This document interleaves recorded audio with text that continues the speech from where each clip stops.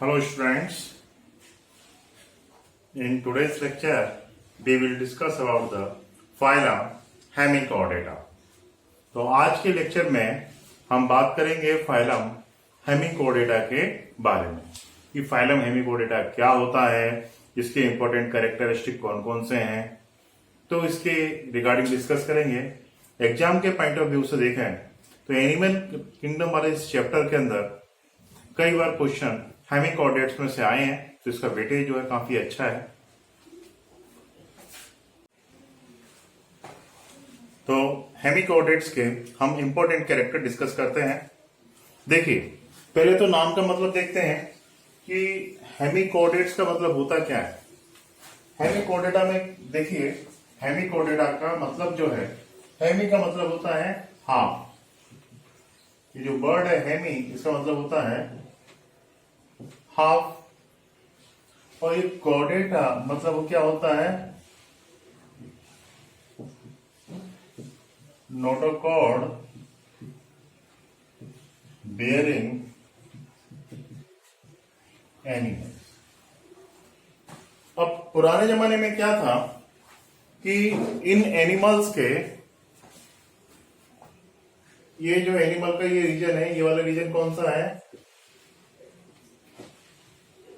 प्रोवाइसिस।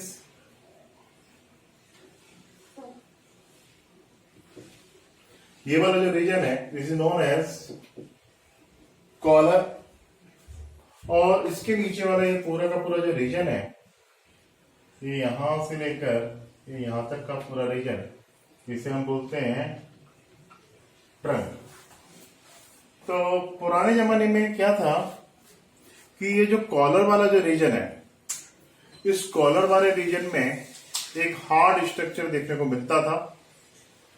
तो पुराने जमाने में लोग ये मानते थे कि these are the part of the notochord. अब नोटोकॉर्ड का पार्ट मानते थे, तो पुराने जमाने के अंदर इसको फाइलम कॉर्डेटा के एक सब फाइलम के फॉर्म में क्लासिफाइड किया जाता था। ठीक है, तो हेमिकोडेट्स आर अर्लियर कंसिडर एज सब फाइलम ऑफ कॉर्डेटा।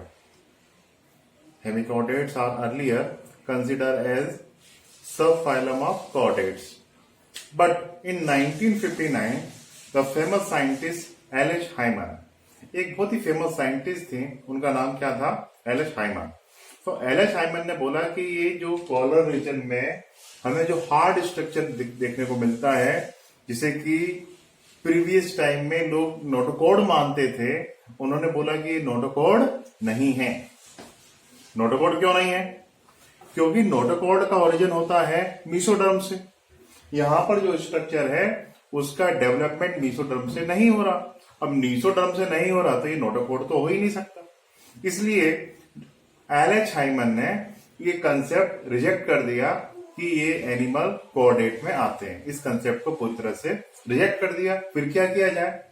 उन्होंने क्या किया कि हेमिकॉर्डेट्स को एक इंडिपेंडेंट फाइलम में मानकर इसे नॉन वर्टिब्रेट्स के अंदर या नॉन कॉर्डेट के अंदर इसको इंक्लूड किया। ठीक है, फिर यहां पर जो हार्ड स्ट्रक्चर देखने को मिलता था, कौन से रीजन में, कॉलर रीजन में जो हार्ड स्ट्रक्चर देखने को मिलता था, इस हार्ड स्ट्रक्चर को हमारे जो साइंटिस्ट थे एल.एच. हाइमन, उन्होंने नाम दिया सोमेटोकॉर्ड। क्या नाम दिया उसको? सोमेटोकॉर्ड।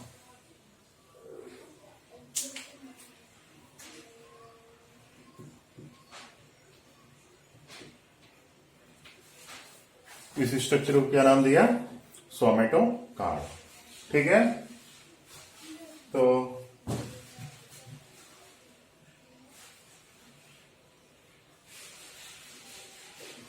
हम ऐसे बोल सकते हैं कि earlier phylum Hemichordata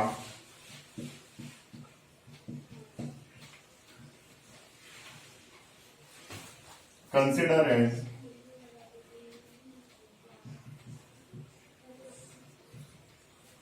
subphylum of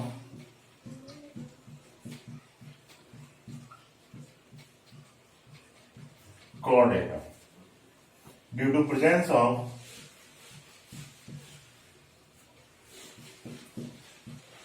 due to presence of hard structure in collar region. But on the basis of experiment, L.H. Hyman denied this concept. L.H. Hyman showed that this hard structure is not a notochord because this structure not developed from the mesoderm. And L.H. Hyman gave the new term for this hard structure. The new term is that somatochord. And hence, now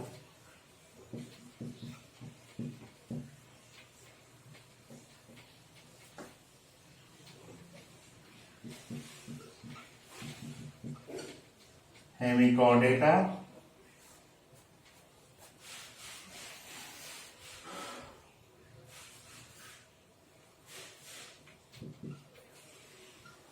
include consider as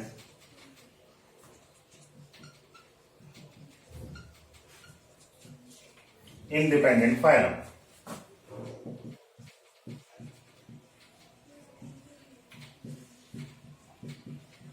तो आजकल hemichordates को हम एक independent phylum के form में include करते हैं. तो आजकल हम इसे इंडिपेंडेंट फाइलम मानते हैं, पर पहले नहीं माना जाता था. 1959 के पहले इसे हम कॉर्डेट के एक सब फाइलम के फॉर्म में कंसीडर करते थे. अब इसके हम इंपॉर्टेंट कैरेक्टर डिस्कस करते हैं. So now we discuss about the important feature of this phylum. अब इसके इंपॉर्टेंट कैरेक्टर को लेके यदि हम बात करें, फाइलम इकाइनोडर्मेटा के हेमिकॉर्डेटा के इंपॉर्टेंट कैरेक्टर डिस्कस करें, तो इंपॉर्टेंट कैरेक्टर्स में देखिए हम क्या इंक्लूड करते हैं, क्या मान के चलते हैं. पहला तो इस फाइलम के जितने ये दिस इज स्मॉलेस्ट फाइलम, ये जो है हमारा कैसा फाइलम है, स्मॉलेस्ट फाइलम है. और इसके जितने भी मेंबर होते हैं, all member of this phylum are present in sea. मतलब इस फाइलम के सभी मेंबर कैसे हो जाएंगे, एक्सक्लूसिवली मरीन. तो all members of this phylum are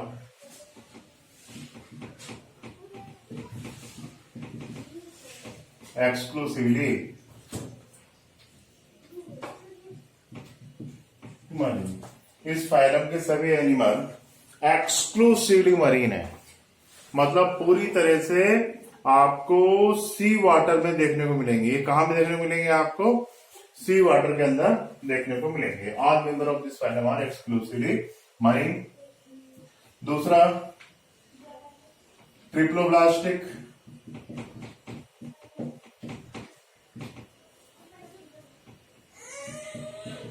इनमें इनका जो बॉडी 3 जर्म लेयर से मिलकर बना होता है, तो ये कैसे हो गए, ट्रिप्लोब्लास्टिक हो गए. इसके बाद ये ट्रिप्लोब्लास्टिक हो गए. और क्या कैरेक्टर होंगे इनमें, इनमें और कैरेक्टर होंगे जैसे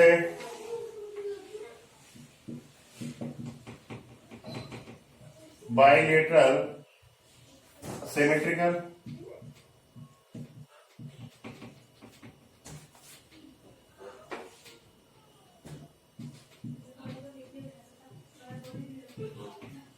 ये बाइलेटरल सिमेट्रिकल होते हैं. मतलब इनमें केवल एक ही एक्सिस होगी जिससे इसको कट किया जाए तो 2 इक्वल पार्ट में डिवाइड हो जाए. उसके बाद ये सीलोमेटिक होते हैं. मतलब कि इनमें सीलोम जो होती है वो प्रेजेंट होती है. सीलोम क्या होगी, इनके अंदर प्रेजेंट होगी. उसके बाद ये नॉन सेगमेंटेड,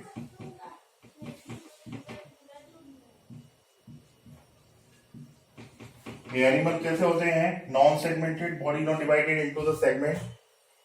उसके बाद इनका जो बॉडी है, the body of animal divided basically 3 part. कौन कौन से 3 पार्ट में डिवाइडेड होती है, प्रोबेसिस, collar and trunk.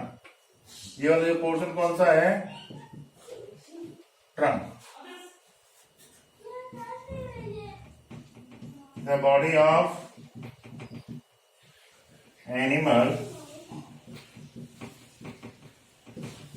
divided into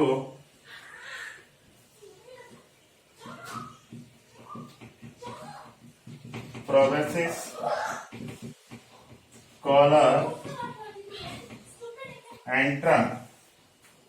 तो एनिमल की बॉडी जो है वो 3 पार्ट में डिवाइडेड होती है, प्रोबेसिस, कॉलर और ट्रंक। देखिए ये वाला पोर्शन प्रोबेसिस, ये वाला पोर्शन कॉलर और उसके नीचे वाला पोर्शन ये कौन सा है, ट्रंक। ठीक है, तो इतने कैरेक्टर क्लियर हो गए, इसमें तो कोई कंफ्यूजन नहीं ना किसी को। अब उसके बाद देखो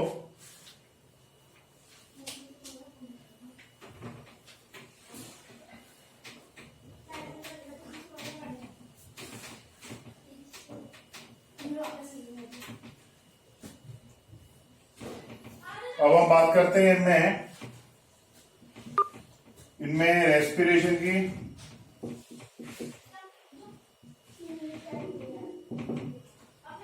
रेस्पिरेशन जो होता है basically occur by general body surface and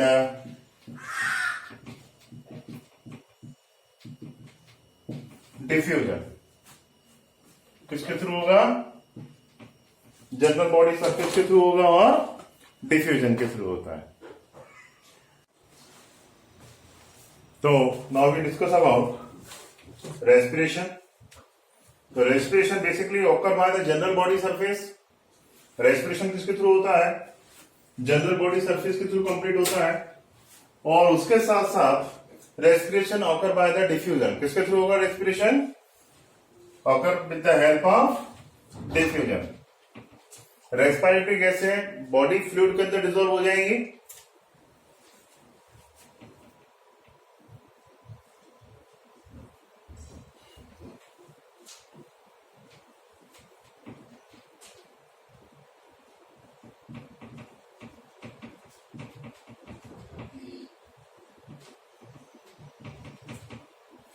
तो डिफ्यूजन के थ्रू होगा।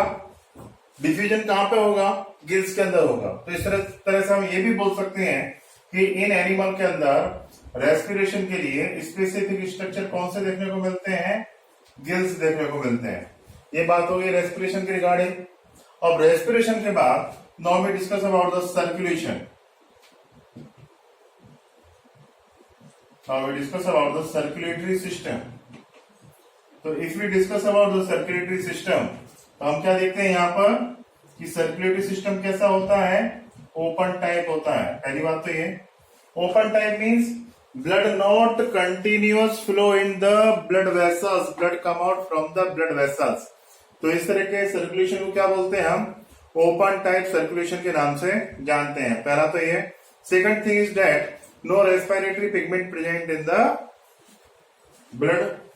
यहां पर ब्लड में आपको कोई भी रेस्पिरेटरी पिगमेंट देखने को नहीं मिलेगा। Respiratory pigment absent. यहां पे रेस्पिरेटरी पिगमेंट क्या होता है, अब्सेंट होता है। ये हो गया सर्कुलेशन। अब इसके बाद हम बात करेंगे एक्सक्रीशन के रिगार्डिंग कि इनमें एक्सक्रीशन किस तरह से हो रहा है। Now we discuss about excretion and osmoregulation. तो एक्सक्रीशन एंड ऑस्मोरेगुलेशन देखिए कैसे होता है। एनिमल में आपको प्रोबेसिस दिख रहा है, प्रोबेसिस के ऊपर कुछ ग्लैंड्स होती हैं जिन्हें हम बोलते हैं प्रोबेसिस ग्लैंड्स। तो excretion and osmoregulation basically occur with the help of the proboscis gland. तो एक्सक्रीशन किसके थ्रू होता है, प्रोबेसिस ग्लैंड के थ्रू देखने को मिलता है। तो ये किसके थ्रू दिखाई देगा,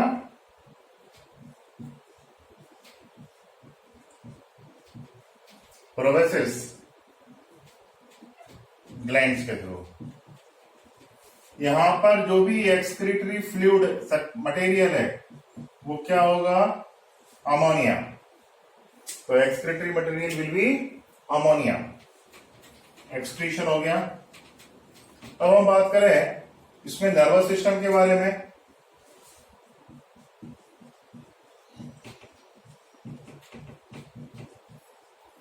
तो if you discuss about the nervous system, तो नर्वस सिस्टम इसमें प्रिमिटिव टाइप होगा।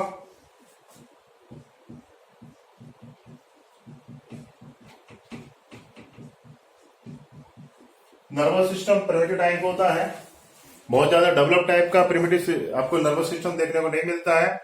बट यहाँ नर्वस सिस्टम में एक खासियत है, यहाँ पर बेसिकली जितने भी नॉन कोडेड एनिमल है आपको सबके अंदर वेंट्रल नर्व कॉर्ड देखने को मिलता है, और जितने भी कोडेड एनिमल है सब में आपको डॉर्सल नर्व कॉर्ड देखने को मिलता है। यहाँ पर आपको ventral as well as dorsal दोनों तरह के नर्व कॉर्ड देखने को मिलते हैं। और nervous system present in the epidermis.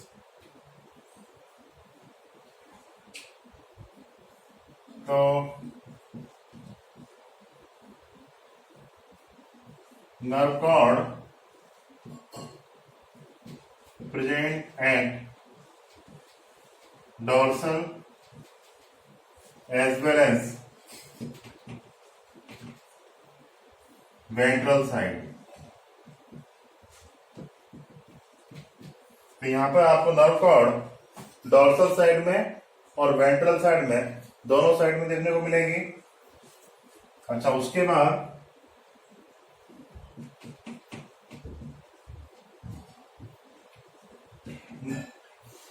nerve cord present in epidermis. Nerve cord कहाँ प्रेजेंट होगी? एपिडर्मिस में प्रेजेंट होगी। ये हो गया इसका नर्वस सिस्टम। अब नर्वस सिस्टम के बाद हम बात करते हैं सेंसर ऑर्गन के बारे में। तो सेंसरी ऑर्गन इनमें कोई ज्यादा डेवलप नहीं होते हैं। अब हम आ जाते हैं रिप्रोडक्टिव सिस्टम के ऊपर। इनमें रिप्रोडक्टिव सिस्टम कैसा है वो देख लेते हैं। ये हो गया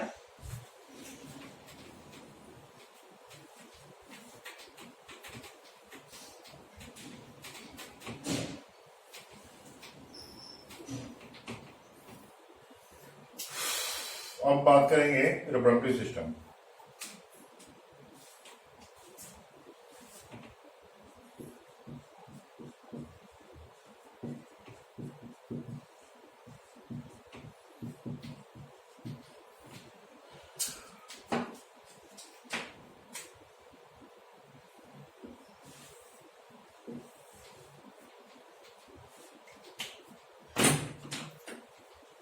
तो रिप्रोडक्टिव सिस्टम की रिगार्डिंग बात करें तो यहां पर मेल अलग होता है, फीमेल अलग होता है। मतलब कि यहां पर सेक्स सेपरेट होते हैं।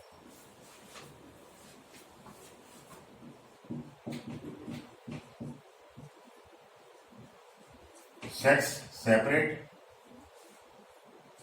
मतलब कि एनिमल कैसे unisexual but sexual dimorphism absent. यहां पर सेक्सुअल डाइमॉर्फिज्म क्या होती है? अब्सेंट दिखाई देती है। यहां फर्टिलाइजेशन एक्सटर्नल होता है, मतलब सी वाटर के अंदर फर्टिलाइजेशन देखने को मिलेगा।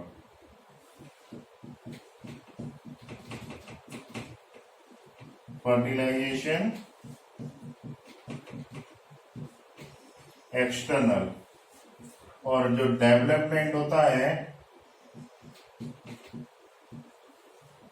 वो होगा इनडायरेक्ट टाइप। इनडायरेक्ट टाइप मतलब कि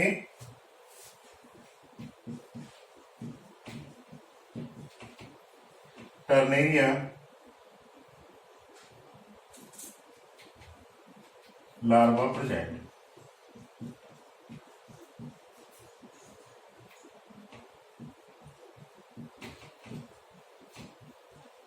यहां टर्नेरिया लार्वा आपको लाइफ साइकिल में देखने को मिलेगा। तो जब लार्वा मिल रहा है देखने को, मतलब क्या हो गया इसका कि डेवलपमेंट डायरेक्ट हो रहा है कि इनडायरेक्ट हो रहा है?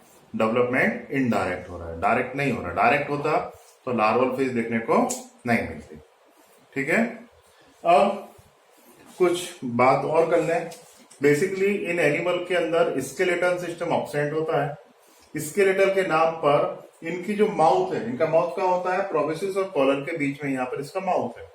ठीक है, ये एनिमल बेसिकली कैसे होते हैं, फिल्टर फीडर होते हैं। मतलब फिल्टर फीडर का मतलब समझिए कि सी वाटर माउथ से अंदर जाएगा, यहाँ पे इसका माउथ है, माउथ से सी वाटर अंदर जाएगा और यहाँ पर एक गिल्स है, गिल्स से सी वाटर बाहर निकल जाएगा और जो भी फूड मटेरियल इस वाटर करंट के साथ आया है वो इनकी बॉडी में रह जाएगा। तो इन्होंने वाटर को फिल्टर किया और उसमें जो भी फूड मटेरियल निकला उसको इन्होंने अलग कर दिया। तो ये एनिमल कैसे हो गए, फिल्टर फीडर हो गए। तो ये एनिमल कैसे होते हैं, हमारे फिल्टर फीडर एनिमल होते हैं।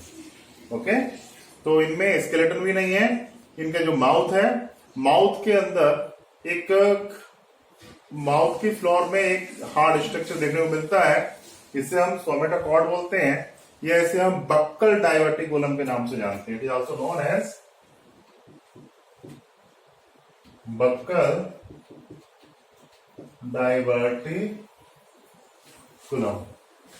तो उसे हम सोमेटोकॉर्ड बोलेंगे या फिर उसे हम क्या बोलेंगे, बक्कल डाइवर्टिकुलम के नाम से जानेंगे।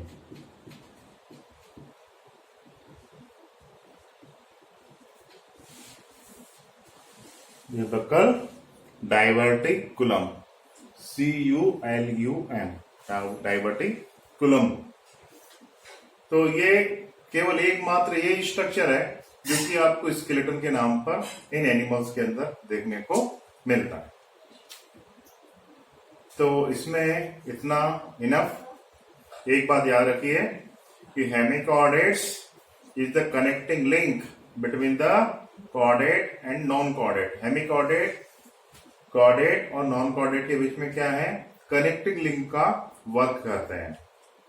अब उसके बाद अब हम बात करेंगे इसके एग्जाम्पल के बारे में। If you discuss about the example, तो आप देखेंगे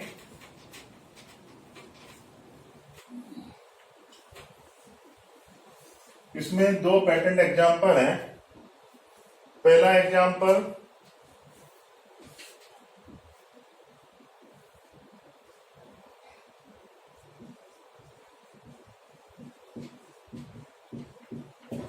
बैलेनोग्लॉसस, जो कि सामने आपको एनिमल दिख रहा है, ये बैलेनोग्लॉसस है।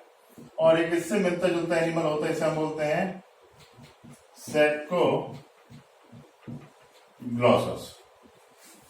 तो दो एनिमल बड़े पॉपुलर हैं, एक तो सेकोग्लॉसस और दूसरा बैलेनोग्लॉसस। अब इस फाइलम के कॉमन नेम के रिगार्डिंग डिस्कस करें। इस फाइलम का कॉमन नेम होता है एकोनवर्म, ये इसको हम बोलते हैं टंग वर्म के नाम से जानते हैं, क्योंकि इस फाइलम के जितने भी एनिमल हैं वो सब आपको एक वर्म लाइक दिखाई देते हैं। कैसे दिखाई देते हैं, आपको वर्म लाइक दिखाई देते हैं, इसलिए हम इसे एकोनवर्म या टंग वर्म के नाम से जानते हैं। तो इस फाइलम में इतना इनफ। आई होप कि आपको इतना समझ में आया होगा। अब इसके बाद हम हमारे एनिमल किंगडम चैप्टर के लास्ट फाइलम के ऊपर डिस्कस करेंगे, दैट इज फाइलम कॉर्डेटा। तो अभी तक इतना डिस्कस किया, उतना आई थिंक आपको समझ में आया होगा। Thank you.